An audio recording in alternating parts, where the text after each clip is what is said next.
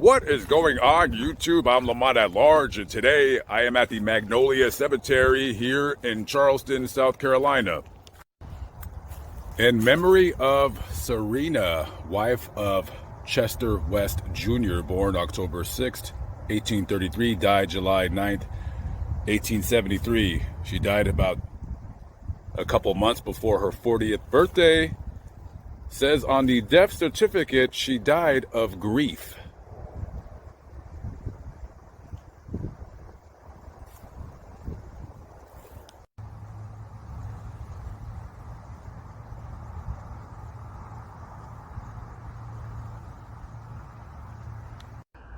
This is Dr. George Kinloch, born December 19th, 1859, died June 7th, 1886. What I do thou knowest not now, but thou shalt know hereafter. 25 years old, he was a doctor. And if you're wondering how many years of school you had to go to be a doctor back in the 1800s, it was right at around 3 or so. He died in some kind of an accident, and this is his sister, Bessie Caldwell Kinloch, May 8th, 1862. She passed July 16th, 1896, of, quote, softening of the brain, unquote. That is how she died. So basically, softening of the brain back then would have meant she had some form of a mental illness, like maybe she had dementia or something along those lines.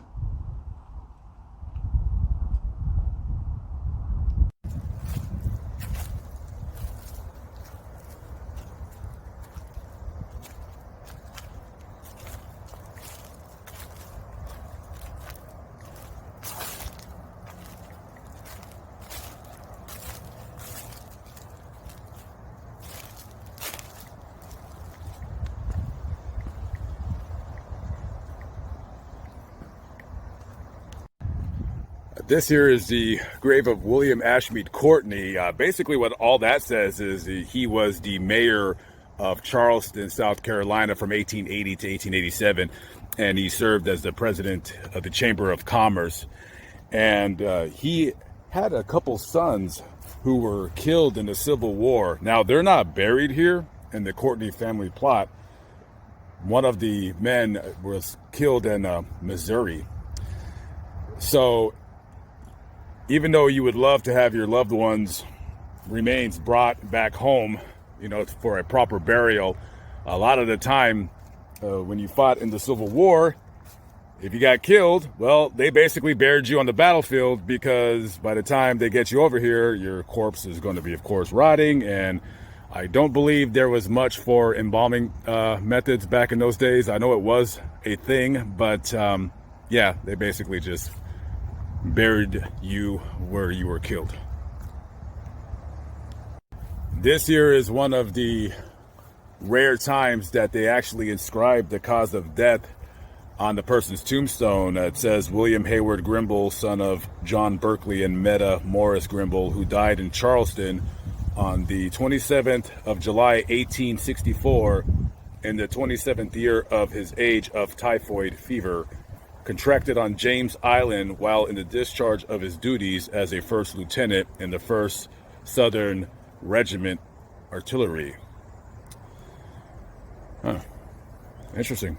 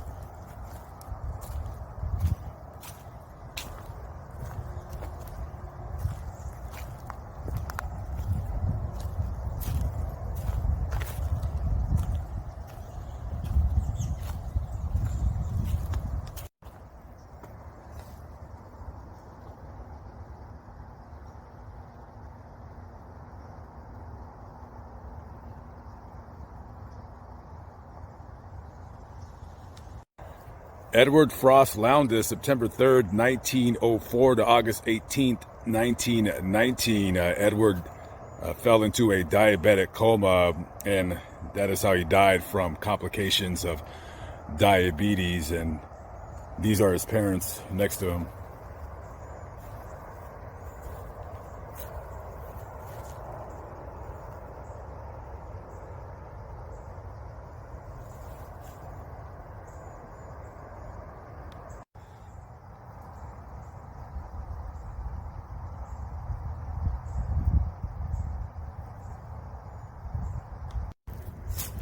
This is Isaac George Dixon Jr., April 10th, 1914 to February 27th, 1933. Isaac took his own life by ingesting strychnine, 18 years old.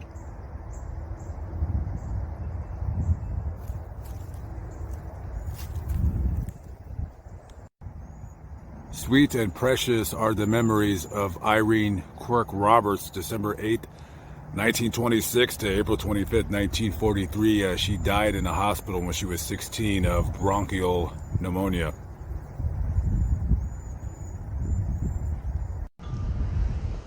This is the Confederate section of the cemetery. All these graves that you see in front of you are all men that died fighting for the Confederacy during the Civil War.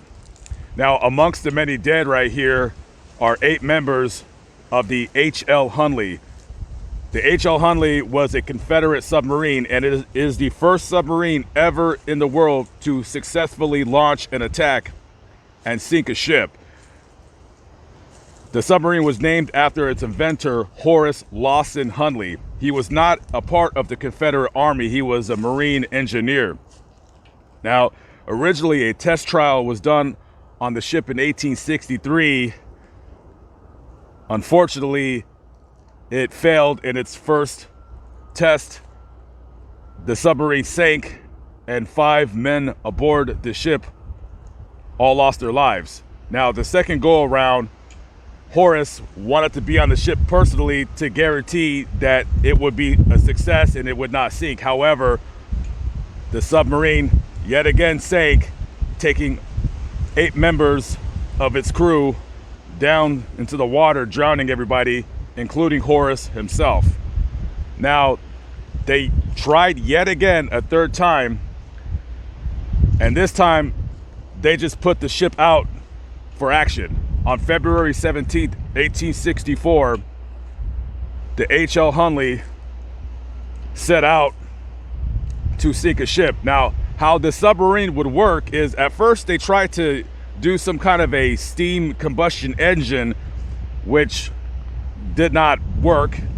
So it was actually hand propelled. You would have 7 men who would just pretty much crank a pedal type system to power the submarine, and I think it was powered to the equivalent of 3.5 horsepower, but it was very, very, very slow. So they set out into the waters here and sunk the USS Housatonic and fired a torpedo, sinking the ship. I believe 5 men aboard that Union ship lost their lives. However, when the H.L. Hunley fired his torpedo, it appears that it was too close to the detonation point, and it also received a part of the blast from the torpedo, sinking the ship, taking yet another 8 men down into the depths. Now, in 1995, the ship was located by researchers, and in 2000 the ship was raised, and the remains of the men that were aboard that ship were brought here to Magnolia Cemetery, and they were buried. I believe they were given some kind of a parade or something like that. Not sure why they would do that, but at the end of the day, regardless of the fact of what side you were on, they're still Americans, and just odd part of our history. Probably should use another word for that, but anyways, a very interesting story, to say the least.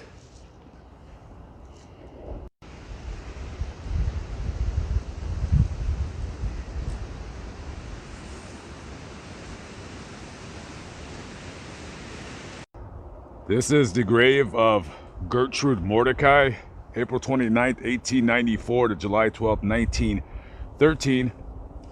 And it says on the grave right here, Artrude.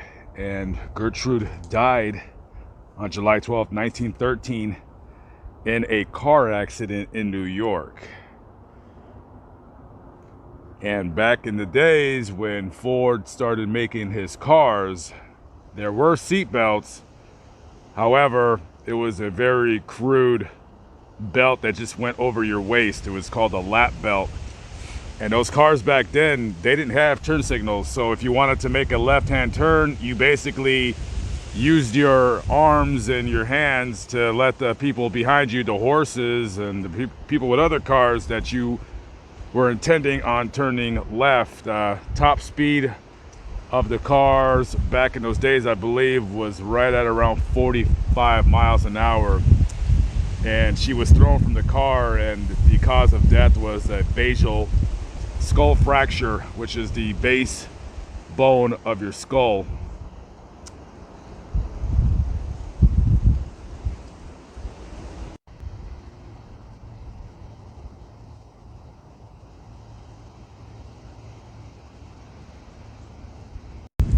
As you're walking around the Magnolia Cemetery, you're going to notice a rather huge crypt right here, seemingly somewhat out of place, not designed in my opinion, just simply for the fact of it being so new. This is simply massive. This crypt is able to hold 10 people. This is the Lipinski crypt. Harry and Harriet Lipinski are buried there right now. And I don't know who paid for this, but Jack Lipinski, so I'm assuming is their son, is a CEO of CVR Energy down in Sugar Land, Texas. Now, this was not easy to get here. First of all, this thing weighs 210,000 pounds. Absolutely massive. A very gorgeous designed crypt, if I do say so myself. So it's out of place, but at the same time, it's not out of place, just for the fact of its design kind of fits the surrounding areas. Also, this is going to be the future resting place of one Tara Lipinski. If you don't know who she is a gold medal winning figure skating champion, who is now retired, and she does, I believe, analyst work in that field. And I don't know how much this cost, but I do know I've seen crypts that are about 1/5 the size of this one, and they're going for $350,000. So I could easily say without a shadow of a doubt that after all was said and done, I bet they paid well over $1 million, no problem, for this. I mean, this thing is very nice looking, very fancy. And the Lipinski family, they wanted a crypt because I guess they just didn't want to be buried in the ground. So if you ever make it to Magnolia Cemetery, definitely come check this out. It's bigger than what I can show on the screen. This thing is huge.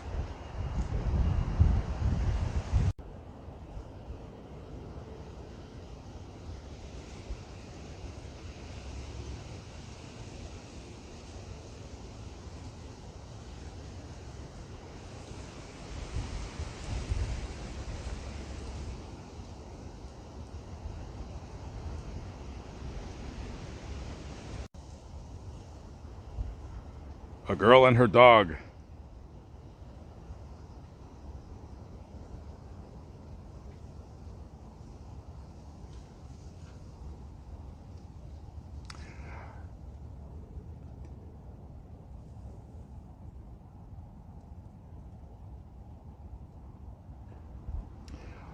I don't know how Mackenzie died on her obituary, it said that she will always be remembered as the bravest little girl ever known, and to make contributions to a foundation for CF, or cystic fibrosis. So I don't know if that is the cause or not.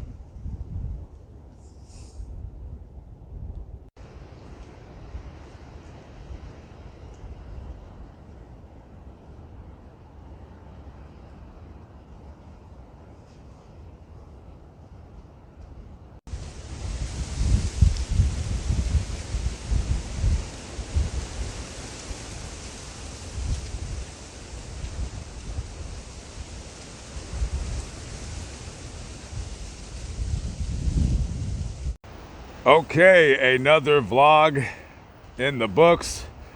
This place is, without a shadow of a doubt, one of the most interesting and nice looking historical cemeteries that I've ever been in my life.